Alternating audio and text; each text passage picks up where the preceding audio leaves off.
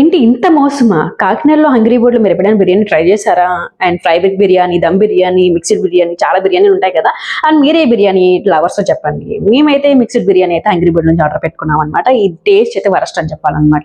So దీంట్లో ముక్కలైతే అస్సలు లేవు.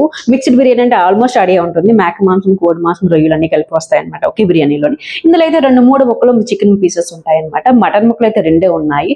అది కూడా నేను మటన్ తిని కాబట్టి మా ఆయనే తిన్నాడు. అండ్ రొయ్యలు అంటే చెప్పక్కర్లేదు. 2, 3 చిన్న చిన్న రొయ్యలు అయితే ఉన్నాయన్నమాట. టేస్ట్ అయితే మాక్సిమం 100కి నేను 10 పాయింట్స్ ఇస్తాను అనమాట. ఎందుకంటే మన మిడిల్ క్లాస్ బ్రో, మనకి డబ్బులు కష్టపడదని వస్తాయి కదా, అందుకని చెప్తున్నాను. సో నాకులాగా మీరు ఎవరైనా ఇంటికి ఆర్డర్ పెట్టుకుంటే మాత్రం చూసి పెట్టుకోండి. టేస్ట్ బాగుందో లేదో రివ్యూ చూసి పెట్టుకోండి బ్రో.